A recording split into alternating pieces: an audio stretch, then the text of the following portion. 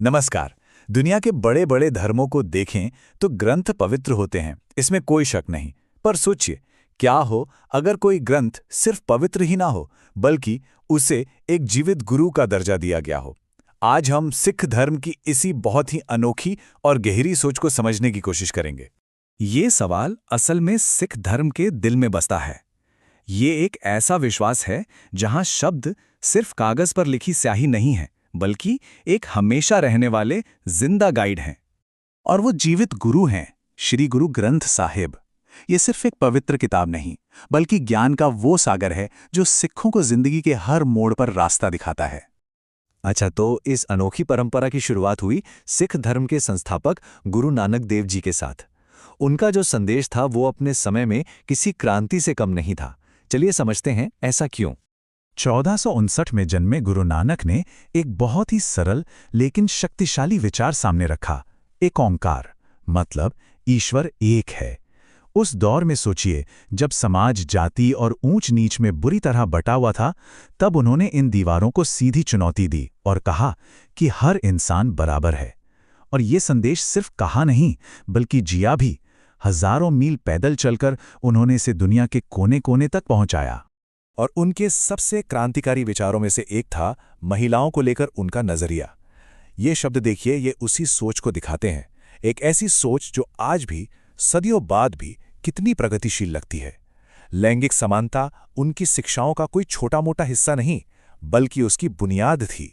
तो अब ये सवाल उठता है कि गुरुओं की ये महान शिक्षाएं एक इंसान से दूसरे तक पहुंची कैसे, और फिर एक पवित्र ग्रंथ में कैसे संजोई गईं। इस दिव्य ज्ञान के साकार होने की कहानी भी उतनी ही दिलचस्प है। देखिए, ये काम दो बहुत ही अहम पड़ावों में पूरा हुआ। सबसे पहले 1604 में पांचवें गुरु गुरु अर्जन देव जी ने गुरुओं और संतों की शिक्षाओं को इकट्ठा करके आदि ग्रंथ तैयार किया। मकसद ये था कि जो असली संदेश है वह हमेशा शुद्ध रहे, उसमें कोई मिलावट न हो। फिर करीब एक सदी बाद 1708 में 10वें गुरु गुरु गोबिंद सिंह जी ने इसे अंतिम रूप दिया और एक ऐसी घोषणा की जिसने इतिहास बदल दिया। उन्होंने कहा, अब से कोई भी इंसान गुरु नहीं होगा। यही ग्रंथ गुरु ग्रंथ साहिब सिखों का शाश्वत गुरु होगा। मतलब किसी व्यक्ति की जगह अब ज्ञान को ही सबसे ऊपर रख दिया गया। और पता है, इस ग्रंथ की सबसे अनोखी बात क्या है? इसकी समावेशी भावना। इसमें सिर्फ सिख गुरुओं की शिक्षाएं नहीं हैं, बल्कि हिंदू भक्त कबीर और सूफी संत बाबा फरीद जैसे महान विचारकों के शब्द भी शामिल हैं।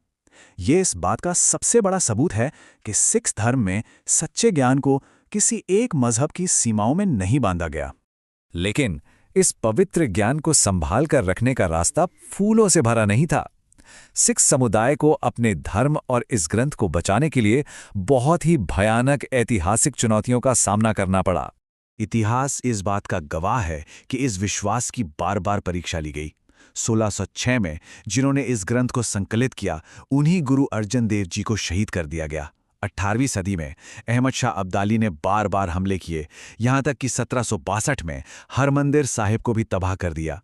और फिर आया ब्रिटिश राज का दौर, जो अपने साथ अलग तरह की चुनौतियां लेकर आया। हर दौर में सिख धर्म की नींव को हिलाने की पूरी कोशिश की गई, लेकिन हर खतरे का जवाब अटूट विश्वास से दिया गया। जब पवित्र पांडुलिपियां जलाई गईं, तो लोगों ने उन्हें अपनी जान पर खेलकर गुप्त रूप से बचाया।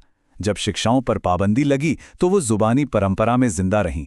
इतिहास ने यह साबित कर दिया कि हर चुनौती ने इस विश्वास को कमजोर नहीं किया, बल्कि और भी ज्यादा मजबूत कर दिया।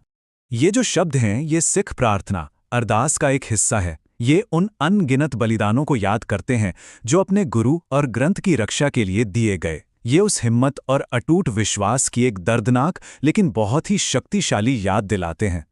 अब जरा उन मूल सामाजिक शिक्षाओं पर ध्यान देते हैं जो इतने उतार चढ़ाव के बावजूद सिख धर्म का आधार बनी हुई हैं। सिख धर्म की नींव में एक बहुत ही गहरा विचार है, लैंगिक समानता। गुरुओं ने साफ सिखाया कि आध्यात्मिक रास्ते पर लिंग का कोई मतलब नहीं है। आत्मा ना तो पुरुष है, ना ही महिला, और मोक्ष पाने का अधिकार हर किसी को बराबर है। और ये सिर्फ एक विचार नहीं था, ये अपने आप में एक सामाजिक आंदोलन था। गुरुओं ने महिलाओं के खिलाफ हो रहे हर जुल्म, जैसे सती प्रथा और कन्या भ्रूण हत्या का खुलकर विरोध किया। उन्होंने जाति व्यवस्था और उससे जुड़े हर तरह के भेदभाव को पूरी तरह से नकार दिया और एक ऐसे समाज की नींव रखी जो इंसाफ और बराबरी पर टिका हो। और इस बराबरी को एक ठोस पहचान देने के लिए गुरु गोबिंद सिंह जी ने सिख महिलाओं को कौर उपनाम दिया, जिसका मतलब है राजकुमारी। ये सिर्फ एक नाम नहीं था, ये एक ऐलान था कि हर महिला सम्मानित है, आज़ाद है और अपनी किस्मत की खुद मालिक है। तो सवाल ये है कि सदियों पुराना ये ग्रंथ आज की दुनिया में कितना प्रासंगिक है। चलिए देखते हैं कि इसके शब्द आज भी हमें कैसे रास्ता दिखा रहे हैं। आज टेक्नोलॉजी की वजह से गुरु ग्रंथ साहिब का ज्ञान पहले से कहीं ज्यादा लोगों तक पहुंच रहा है। डिजिटलीकरण और अलग-अलग भाषाओं में अनुवाद के जरिए इसकी शिक्षाएं दुनिया भर के लाखों लोगों तक पहुंच रही हैं और उन्हें प्रेरित कर रही हैं। आज भी ये ग्रंथ लाखों लोगों के लिए एक मॉरल कंपास की तरह है। जब दुनिया के मुश्किल सवालों के जवाब नहीं मिलते, तो इसकी शिक्षाएं निस्वार्थ सेवा, सच्चाई और आध्यात्मिक ज्ञान का एक सीधा लेकिन बहुत गहरा रास्ता दिखाती हैं। और यही तो एक सार्थक जीवन की कुंजी है। आखिर में श्री गुरु ग्रंथ साहिब सिर्फ एक ग्रंथ नहीं है, बल्कि जैसा कि कहा गया है, ये सार्वभौमिक ज्ञान, लचीलेपन और अंतर सांस्कृतिक सद्भाव का एक कालातीत प्रकाश स्तंभ है। ये हमें सिखाता है कि सबसे मुश्किल हालात में भी विश्वास कैसे जिंदा रहता है और कैसे अलग-अलग विचारों के लोग मिलजुल कर रह सकते हैं। और ये एक ऐसा संदेश है जिसकी जरूरत आज की दुनिया को शायद सबसे ज्यादा है।